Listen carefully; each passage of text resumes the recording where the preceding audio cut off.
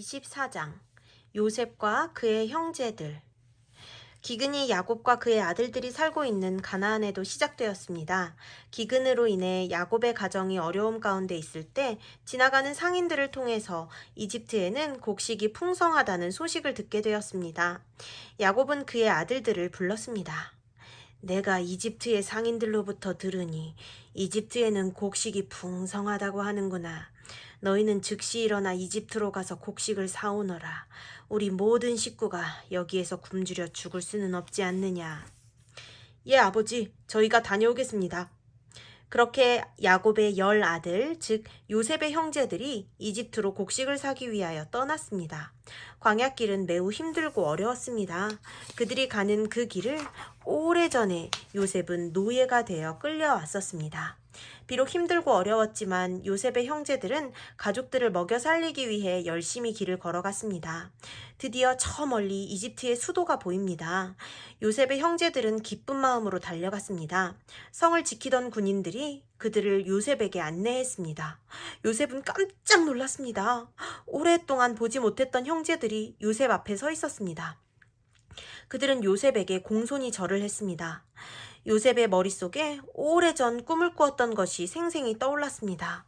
오랫동안 헤어져 있어서 그런지 형제들은 요셉을 알아보지 못하는 것처럼 보였습니다. 요셉은 히브리 언어로 말하지 않고 이집트 언어를 사용했습니다.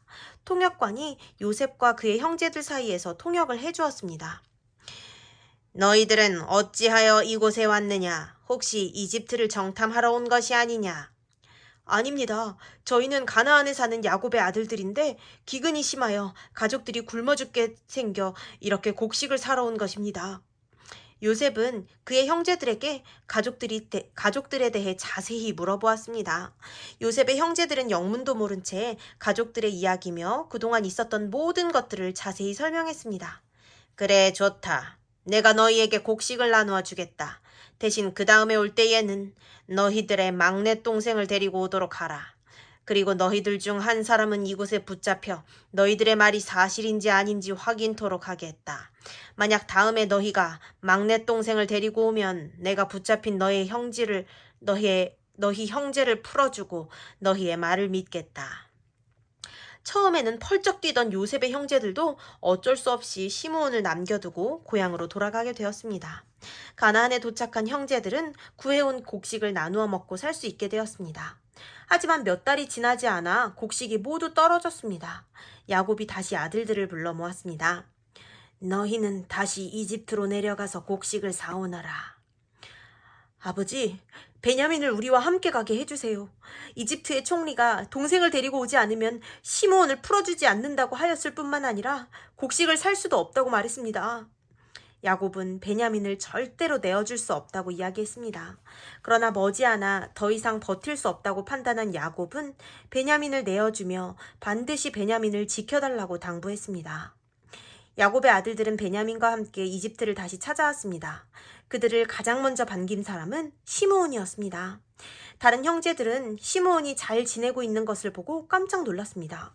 그들의 생각에 시므온은 분명 감옥에 가 있던지 아니면 노예로 살고 있을 것이라 여겼기 때문입니다. 그러나 요셉은 형제들이 떠난 뒤 시므온이 편하게 지낼 수 있도록 잘 배려해 주었습니다. 그렇게 야곱의 12아들이 한자리에 모이게 되었습니다. 요셉의 형제들은 다시 한번 머리를 숙이고 공손히 요셉에게 절을 했습니다. 요셉은 다시 한번 어렸을 때의 꿈을 회상하게 되었습니다. 하나님께서 그에게 보여주신 꿈은 이렇게 분명히 성취되었습니다. 요셉은 그의 아버지에 대해서 다시 자세히 물었습니다. 너희 아버지 너희가 말하던 그 노인이 안녕하시냐? 지금까지 생존하셨는가? 주의 종 우리 아버지가 평안하고 지금까지 생존하셨습니다. 야곱의 아들들은 겸손히 그들의 가정사에 대해서 그리고 아버지 야곱에 대해서 이야기했습니다.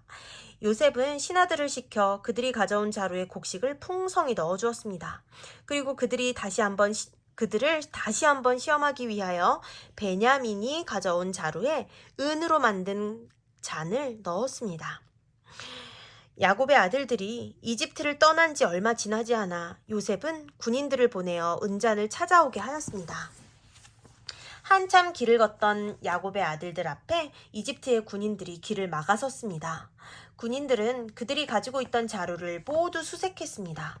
그러자 베냐민의 자루에서 은잔이 나왔습니다. 그들은 깜짝 놀랐습니다. 베냐민은 울상이 되었습니다.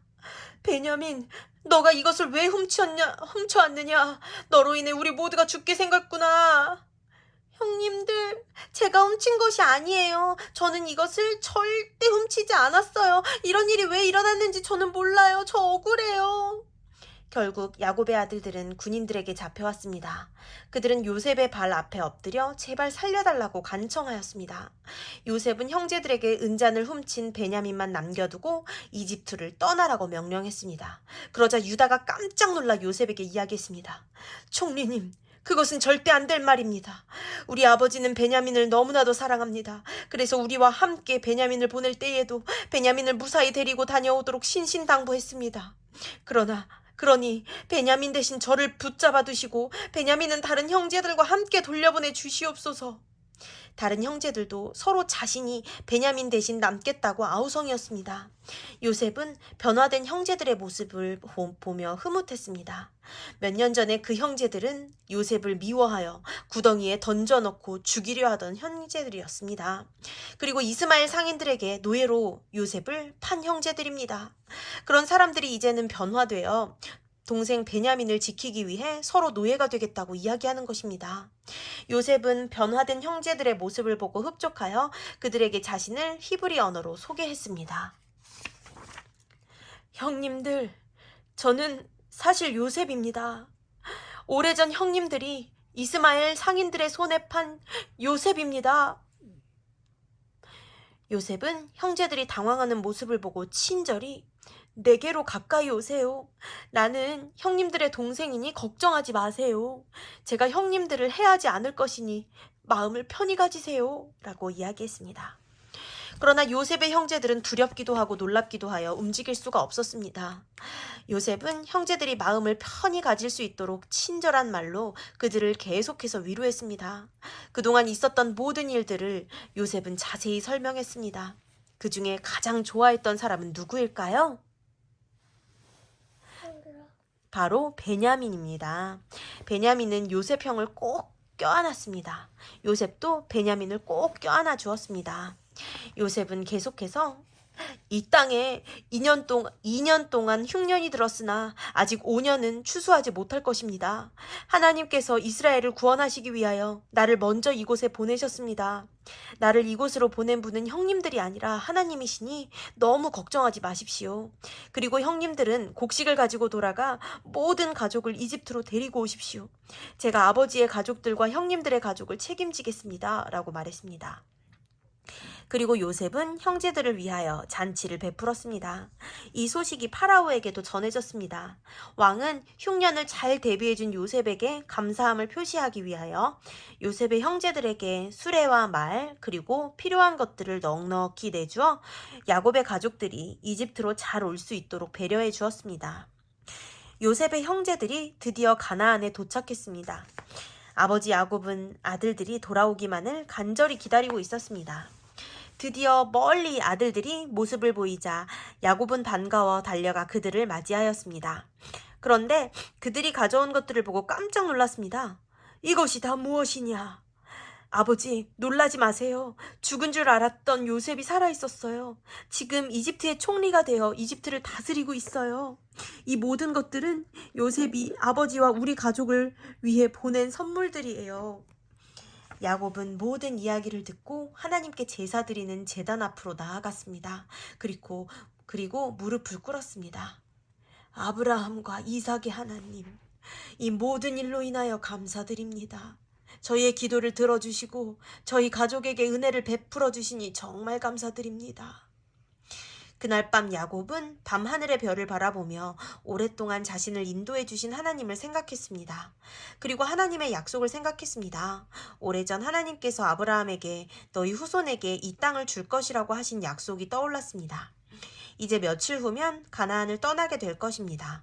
그러나 지금까지 약속을 지키신 하나님께서 다시 가나안으로 그들을 인도하실 것이라는 강한 확신이 들었습니다. 며칠 후 야곱의 가족들은 짐을 꾸려 가나안을 떠나 이집트로 향했습니다. 그들의 행렬은 어마어마했습니다. 수천 마리의 양들과 가축들 그리고 많은 사람이 줄을 지어 걸어갔습니다. 야곱과 아이들은 파라오가 내어준 수레를 타고 여행했습니다. 어린 아이들은 태어나서 처음으로 떠나는 긴 여행에 신이 났습니다. 비록 가는 길이 멀고 험했지만 야곱은 사랑하는 아들 요셉을 만난다는 생각에 기쁜 마음으로 고생을 이겨냈습니다. 드디어 멀리 이집트가 보였습니다. 그들이 도착한 소식을 군인들이 요셉에게 알려주었습니다. 요셉은 수레를 타고 아버지를 마중하러 달려나갔습니다. 멀리 아버지의 수레가 보이자 요셉은 수레에서 내려 아버지께 뛰어갔습니다. 야곱도 달려오는 요셉을 보고 수레에서 내렸습니다. 두 사람은 눈물을 흘리며 꼭 껴안았습니다. 얼마나 감동적인 순간이었는지 모릅니다. 그곳에 있던 많은 사람들도 눈물을 흘리며 기뻐했습니다. 그날 저녁 요셉의 집에는 큰 잔치가 열렸습니다. 정말 오랜만에 야곱의 모든 식구들이 한자리에 모였습니다. 요셉은 그의 아내와 아들들을 야곱과 형제들에게 소개시켜 주었습니다. 그리고 다음 날이 되었습니다. 요셉은 아버지와 형제들을 데리고 파라오의 궁전을 찾아갔습니다. 그리고 파라오에게 자신의 잃어버렸던 가족들을 소개했습니다. 파라오는 기쁜 마음으로 야곱을 맞이하였고 그의 가족들이 먹고 살 수 있는 풍족한 땅과 집 그리고 곡식을 내어 주었습니다. 그곳에서 야곱과 요셉의 형제들은 하나님의 보호 아래 풍족한 삶을 살 수 있게 되었습니다. 성경에서 요셉은 예수님의 생애를 예시로 보여주고 있어요. 요셉의 형제들을 움직여 그를 노예로 팔게 한 것은 시기심이었어요. 그것은 사탄이 넣어준 마음이었어요. 하지만 하나님은 사탄의 악한 계획을 멋진 계획으로 바꾸셨어요. 바로 이스라엘 민족을 구원하는 구원 프로젝트로 바꾸신 것이죠. 요셉은 애굽의 노예 신세를 통하여 그의 아버지의 가족을 구원한 구주가 되었어요. 마찬가지로 예수님 역시 하늘에서 하늘 왕의 신분을 버리고 이 세상으로 오셔서 죄인의 신분을 가지셨어요. 그리고 사탄을 포함한 그의 악한 종들에 의해 십자가에 달리게 되셨지요. 하지만 예수님은 십자가를 통해 세상을 구원하시고 우리를 구원하신 구주가 되셨어요. 요셉이 그의 악한 형제들을 용서하고 감싸주었던 것처럼 예수님은 오늘 죄를 지은 우리들을 용서하시고 안아주세요. 우리 친구들도 요셉과 같은 넓은 마음을 가지게 되기를 바랍니다. 요셉이 가진 마음은 우리를 사랑하시는 예수님의 마음을 닮았어요. 우리 친구들도 그런 예수님의 마음을 닮을 수 있다면 얼마나 좋을까요? 때로 친구들이 나를 괴롭히고 힘들게 할 수 있어요. 나에게 못된 짓을 하는 사람도 많이 있어요. 그러면 속상하기도 하고 화가 나기도 하지요. 하지만 그럴 때 요셉의 삶을 생각해 보세요. 그리고 예수님의 삶도 생각해 보세요. 그러면 여러분이 어떤 마음을 가지고 어떻게 행동해야 할지 깨닫게 될 거예요. 그렇게 예수님을 닮는 멋진 보미가 되기를 바랍니다.